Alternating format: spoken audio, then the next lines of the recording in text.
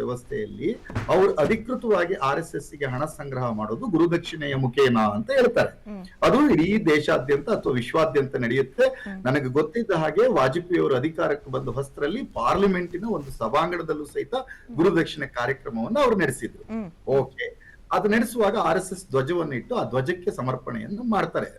ಆ ಸಮರ್ಪಣೆಯನ್ನು ಮಾಡುವಾಗ ಕವರ್ ಅನ್ನ ಕೊಡ್ತಾರೆ. ಆ ಕವರ್ ಒಳಗೆ ಸೀರಿಯಲ್ ನಂಬರ್ ಅನ್ನು ಬರ್ಕೋತಾರೆ.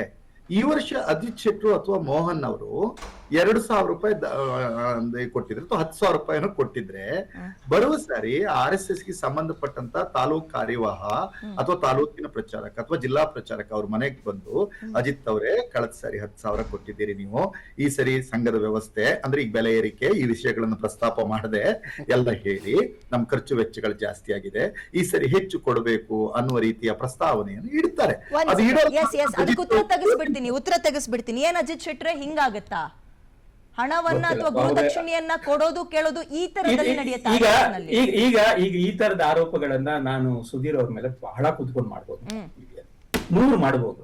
ನನ್ನ ಹತ್ರ ನೀವು ಸಾಕ್ಷಿ ಕೇಳಬಾರ್ದು ಅಷ್ಟೇ. ನಾನು 100 ಮಾಡಬಲ್ಲೆ, ಇದಕ್ಕಿಂತ ರಸವತ್ತಾಗಿ ಕತೆ ಕಟ್ಟಿ ನಾನು ಹೇಳಬಲ್ಲೆ. ಆದ್ರೆ ನೀವು ನನ್ನ ಹತ್ರ ಯಾವತ್ತು ಇದನ್ನ ಪ್ರೂವ್ ಮಾಡಿ ಅಂತ ಕೇಳಬಾರ್ದು ಅಷ್ಟೇ. ಇದಕ್ಕೆ ಕೊಡುವ ಉತ್ತರ